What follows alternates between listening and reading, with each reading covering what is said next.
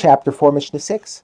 One rabbinical tuma mentioned in the previous Mishnahs is that of saliva found in the street, which the rabbis decreed tameh because it might have come from a person whose saliva is tameh, such as a zav or a nida.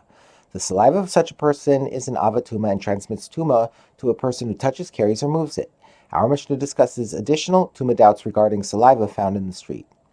In this case, there are two globs of saliva in the street. One is from an unknown source and is thus rabbinically tameh, and the other one is known to be from a tahor person and is thus tahor.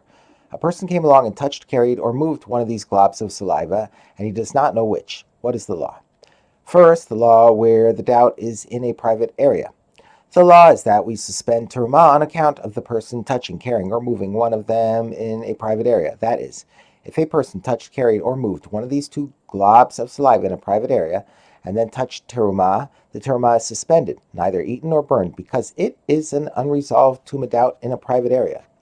Second, the law where the doubt is in a public area, and on account of the person touching one of them in a public area, the terumah is suspended if the person touched one of the globs while they were still moist and still sticky. If, however, the globs were dry enough not to be sticky, then the terumah that he touches is completely tahor.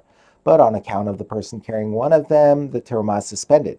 If the person carried one of the globs, whether they were moist or whether they were dry enough not to be sticky. The Mishnah contrasts the laws discussed above with the basic law of saliva found in the street, which is also a case of doubt, even though we know that the person passing by definitely touched, carried, or moved it, since we do not know whether the saliva came from a tahor person or from a tameh person. If, however, there was only a single glob of saliva from an unknown source in the street, and the person passing by definitely touched it, or carried it, or moved it, even in a public area, and he then touched terumah, we burn the terumah on account of it, whether it was moist or dry, even though this doubt whether the saliva is from a tameh person or a tahor person is in a public area, and such doubts are generally judged leniently. This is one of the 6 cases of tuma doubt where the rabbis decreed that it should be considered definite tuma, as we learned in the previous Mishnah. And needless to say that the terumah must be burned if the single glob of saliva that the person touched, carried, or moved was in a private area, where even tuma doubts that were not decreed to be treated as if they were definite are always judged strictly and ruled tameh.